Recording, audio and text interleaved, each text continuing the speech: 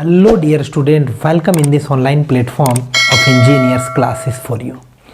आज के इस लेक्चर में हम कंपेयर करेंगे हॉलो और सॉलिड शाफ्ट का, जो कि पावर शाफ्ट क्या करता है डियर, पावर ट्रांसमिशन में यूज किया जाता है ना, पावर ट्रांसमिशन में यूज किया जाता है। तो सॉलिड शाफ्ट और हॉलो शाफ्ट का कंपैरिजन करेंगे, अलग अलग तरीके से कंपैरिजन करेंगे और देखेंगे कि आखिरकार पावर ट्रांसमिशन में जो हॉलो शाफ्ट यूज करना बेहतर क्यों होगा comparison to the solid shaft. मतलब सॉलिड शाफ्ट के जगह पे हॉलो शाफ्ट यूज करना जो है वो बेहतर क्यों होगा, आखिर क्यों यूज करेंगे, है ना, तो हॉलो शाफ्ट को। तो एक तो हुआ कि हॉलो शाफ्ट यदि आप यूज करते हैं सॉलिड शाफ्ट के कंपैरिजन में, तो उस कंडीशन में ऑब्वियस है कि आपको मटेरियल का रिक्वायरमेंट क्या होगा, कम लगेगा, कम मटेरियल में ही बन जाएगा ना। लेकिन कम मटेरियल में बनेगा वो तो चीज़ें ठीक है, लेकिन एक्चुअली में हमको तो पावर ट्रांसमिट करना है, तो पावर ट्रांसमिशन तो हमारा बेहतर होना चाहिए ना। हॉलो शाफ्ट में कम मटेरियल से एक मीनिंग नहीं होगा, लेकिन पावर ट्रांसमिशन आपका बेहतर होना चाहिए।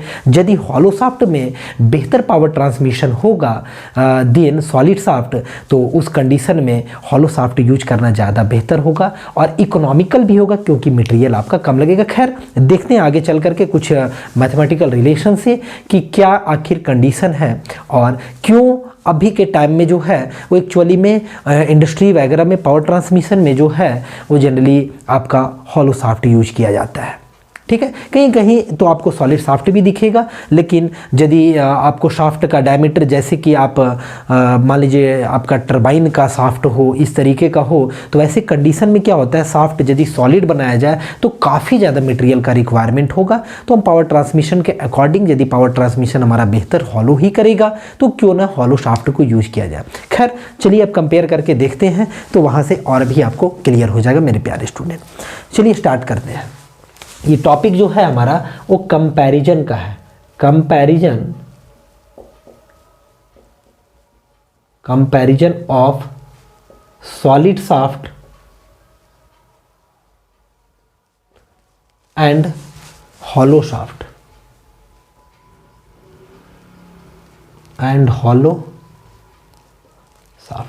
मतलब हॉलो शाफ्ट का और सॉलिड शाफ्ट का जो है वो कंपैरिजन इसमें देखेंगे अभी। तो कंपेयर करते हैं, मतलब टॉर्क रजिस्टिंग बिहेवियर से कंपेयर करते हैं। सपोज कीजिए ये एक आपका सॉलिड शाफ्ट है और ये एक आपका मान लेते हैं हॉलो शाफ्ट है ना। ये आपका कैसा वाला है, हॉलो शाफ्ट का क्रॉस सेक्शन है ना, हॉलो शाफ्ट है। और ये जो यहाँ पे दिख रहा है ये आपका एक सॉलिड शाफ्ट है, सॉलिड शाफ्ट है बिल्कुल भी, एक हॉलो है और एक सॉलिड है। अब ये हॉलो शाफ्ट और सॉलिड शाफ्ट में कुछ ना कुछ ऑब्वियस है कि इसका डायमीटर भी होगा। इसका डायमीटर को हम मान लिए हैं कैपिटल डी है, कैपिटल डी इसका आउटर डाया है, और इसका भी जो आउटर डाया है ना, आउटर डाया कैपिटल डी ही है, और इनर डाया जो है वो आपका स्मॉल डी है, स्मॉल डी इनर डाया है। तो यदि टॉर्क रजिस्टिंग है ना, टॉर्क रजिस्टिंग इसमें देखें सॉलिड शाफ्ट में कि टॉर्क रजिस्टिंग कितना है, maximum torque resisted by the solid shaft, यदि ऐसा देखें maximum torque रजिस्टेड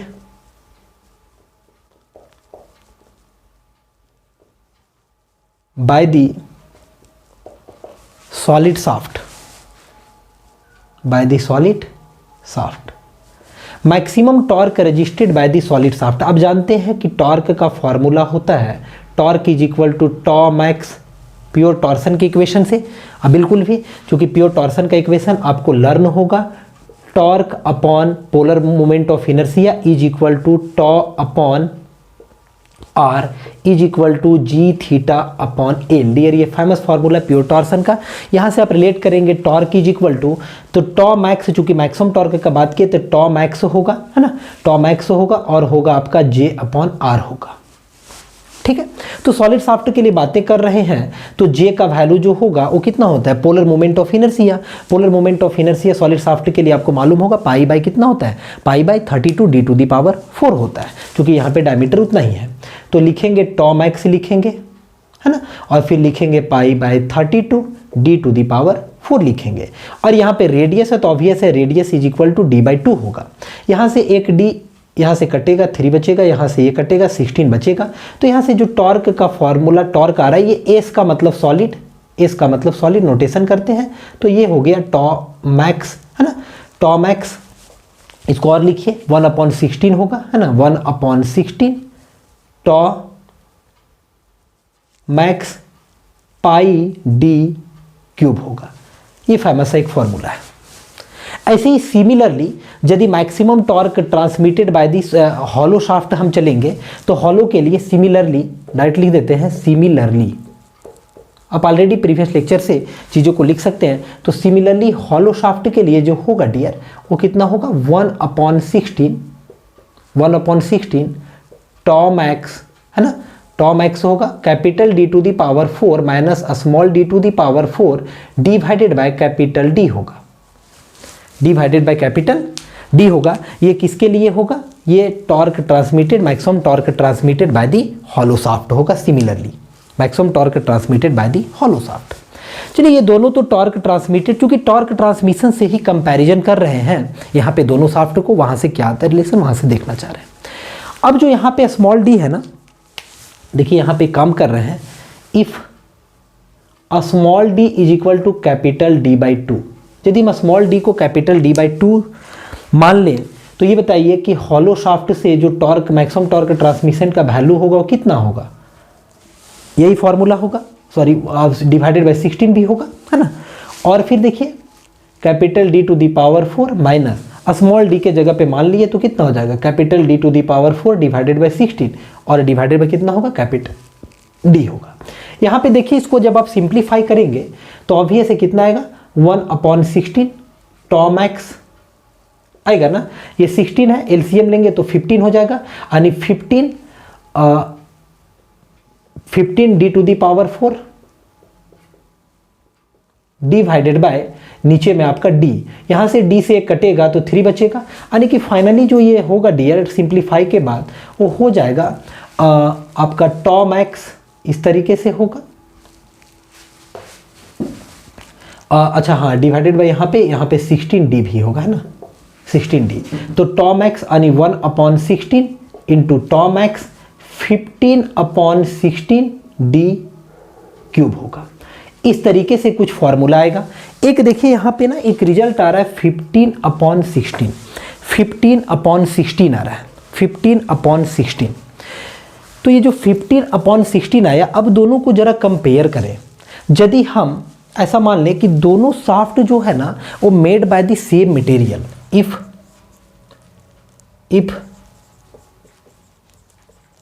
if both shafts are made by the same material, same material का है, और ऐसा मान ले लेट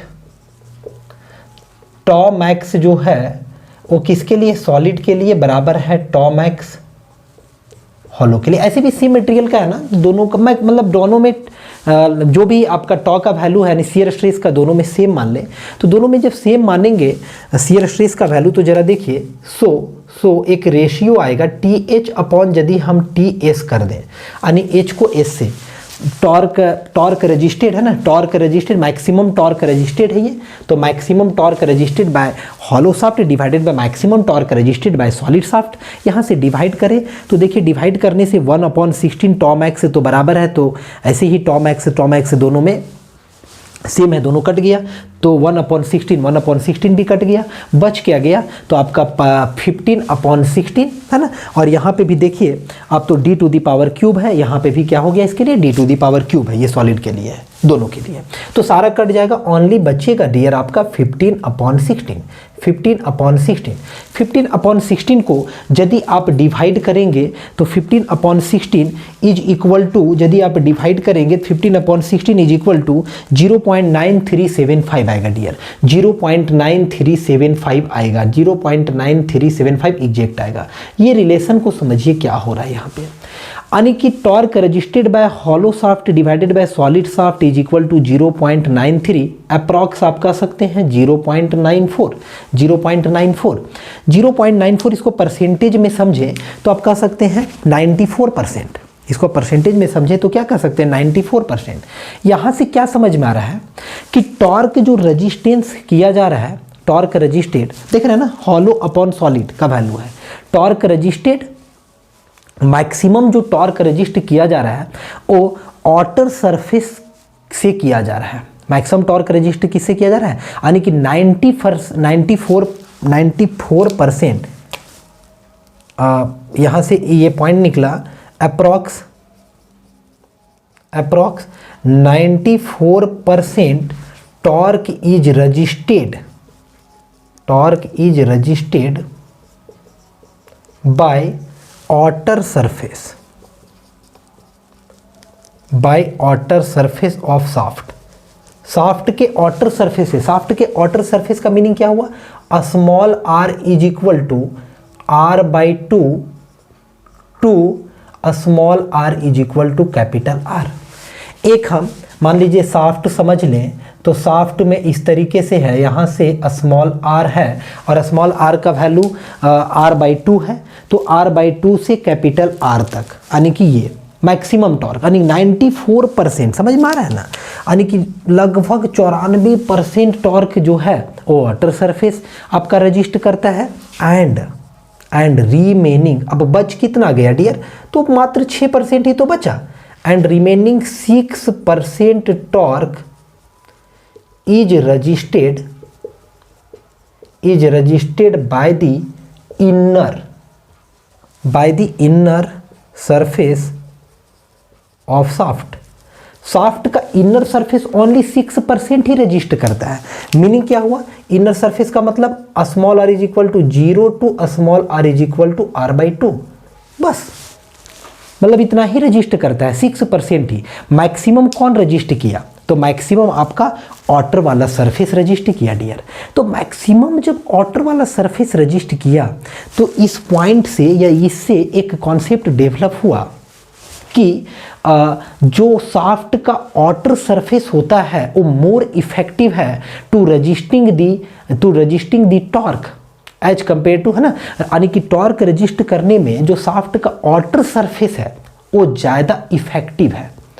तो ज़्यादा जब इफेक्टिव है तो इसका मीनिंग हुआ कि बिल्कुल भी जो इनर सरफेस 6% ही तो ओनली रजिस्टर कर रहा है ना, ओनली 6% रजिस्टर कर रहा है इनर सरफेस।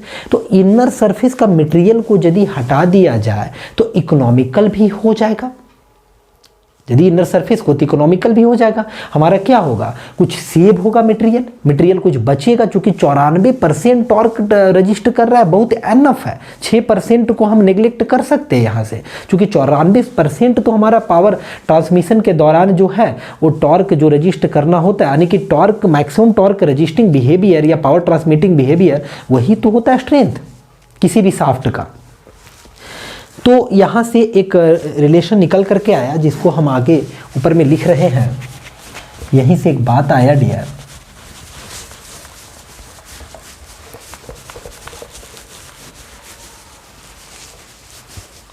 यहाँ से हम कह सकते हैं dear, as a result the material located at the outer region of the shaft is more effective to resist the torque, ठीक है, to resist this torque. So the using of tubular, मतलब tubular मतलब क्या हुआ, hollow, tubular, है ना। So the using of tubular यानी कि hollow shaft is more economical because it saves the material requirement, ये मटेरियल रिक्वायरमेंट को भी क्या करता है डियर, सेव करता है।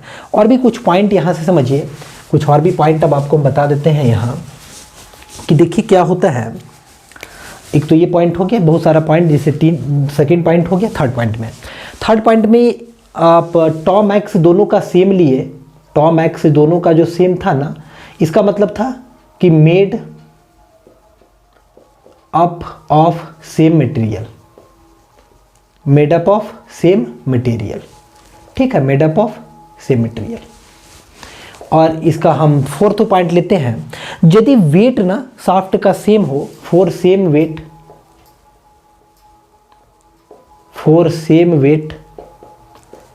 द hollow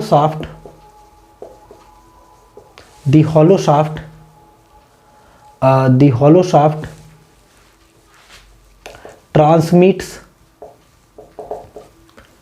maximum torque या पावर देन सॉलिड शाफ्ट। याद रखिएगा कि यदि दोनों का वेट सेम हो, फॉर सेम वेट, तो हॉलो शाफ्ट जो है ना, वो ट्रांसमिट करता है maximum torque, maximum power solid shaft के कंपैरिजन में। और भी है, ये फोर्थ पॉइंट हो गया। फिफ्थ पॉइंट लिख सकते हैं, यदि दोनों शाफ्ट का मटेरियल सेम, क्या लिखे थे, फॉर सेम वेट के लिए, यदि दोनों शाफ्ट जो है ना वो सेम टॉर्क और पावर ट्रांसमिट करे, इफ टॉर्क और पावर ट्रांसमिटेड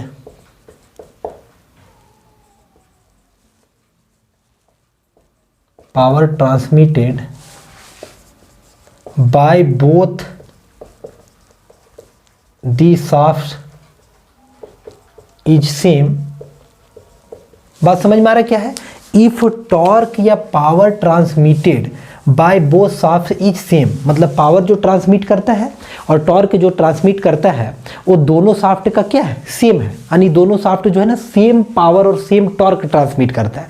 इस कंडीशन में जो होगा वो हॉलो शाफ्ट यूज करना ज़्यादा बेहतर होगा, क्योंकि हॉलो शाफ्ट जो है वो लाइटर इन वेट होगा, कम मटेरियल का रिक्वायरमेंट होगा than solid shaft. In this case the hollow shaft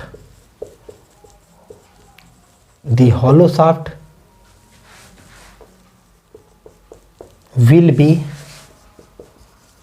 lighter and using less material। Lighter क्यों होगा? क्योंकि लेस मटेरियल यूज करेगा। In this case the hollow shaft will be lighter than solid shaft dear. ये सब important point है 4 5 6। अब ये सब सारे को यदि दोनों शाफ्ट का सेम वेट हो तो जो हॉलो शाफ्ट होता है ना वो देखिए कितना बेहतर है, ज़्यादा पावर ट्रांसमिट करेगा और ज़्यादा टॉर्क ट्रांसमिट करेगा देन सॉलिड शाफ्ट आपका, बहुत बढ़िया है। और यदि दोनों का पावर ट्रांसमिशन और टॉर्क ट्रांसमिशन सेम हो तो उस कंडीशन में भी देखिए बढ़िया होगा, क्योंकि हॉलो शाफ्ट कम मटेरियल यूज करेगा, यानी इकोनॉमिकल होगा यूज करना, यानी हॉलो लाइटर होगा देन आपका सॉलिड शाफ्ट क्या होगा, हेवियर होगा। क्योंकि यहाँ से एक मैथमेटिकल जो रिलेशन आया ना, TH/TS, यानी कि torque resisted by the torque, maximum torque resisted by the hollow shaft divided by maximum torque resisted by the solid shaft is equal to 0.9375 जो आया, लगभग अप्रोक्स 94%। तो यहाँ से एक रिजल्ट समझ में आया कि 94% हमारा जो है वो ऑटर वाला जो रीजन होता है, शाफ्ट का ऑटर रीजन, वही रजिस्टर करता है टॉर्क को। ओनली 6% रिमेनिंग जो है वो इनर रीजन रजिस्टर करता है। तो 6% को नेग्लेक्ट भी कर सकते हैं, तो आउटर रीजन को ही लेकर के चलेंगे। हमारा मटेरियल भी कुछ सेव होगा, मटेरियल भी और सेव भी करना है। एज एन इंजीनियर हम लोग चाहेंगे कि मटेरियल जितना से जितना मैक्सिमम क्या हो सके, सेव हो सके। ऐसा नहीं कि शाफ्ट बनाएं और स्ट्रेंथफुल शाफ्ट बनाना है, टॉर्क ट्रांसमिट करना है तो आपको इतना ही शाफ्ट से काम चल जा रहा है, आप बिल्कुल भी जो है एकदम मोटा सा शाफ्ट बना दिए और बोल रहे हैं कि नहीं बहुत स्ट्रेंथफुल है, कभी नहीं टूटेगा, तो ये इकोनॉमिकल नहीं होगा डियर। एज एन इंजीनियर, एक इंजीनियर के तौर पे इकोनॉमिकल नहीं होगा। आपको एक ऐसा शाफ्ट का डिजाइन करना होगा जो टॉर्क और पावर तो ट्रांसमिट करे ही, टॉर्क रजिस्टर करे, पावर ट्रांसमिट करे, सब चीज़ करे, हर एक चीज़ काम करे। लेकिन वहाँ पे जो मटेरियल का रिक्वायरमेंट हो कम हो, यानी कि इकोनॉमिकल हो, खर्च भी हमारा कम हो। उम्मीद करते हैं ये लेक्चर आपको पसंद आया होगा, जिसमें हम लोग कंपैरिजन देखें सॉलिड साफ्ट और हॉलो साफ्ट का। हॉलो साफ्ट क्यों यूज करते हैं उसका भी कुछ कॉन्सेप्ट यहाँ से आपको समझ में आया है। लेक्चर अच्छा लगा होगा जरूर लाइक करें, दोस्तों के साथ शेयर करें। चैनल पे नए होंगे चैनल को जरूर सब्सक्राइब करें। कमेंट बॉक्स में अपना प्यारा सा कमेंट जरूर छोड़ें कि आपको लेक्चर कैसा लगा डियर। आप मुस्कुराते रहें, हंसते रहें, खूब मेहनत करें। So dear, thank you for watching.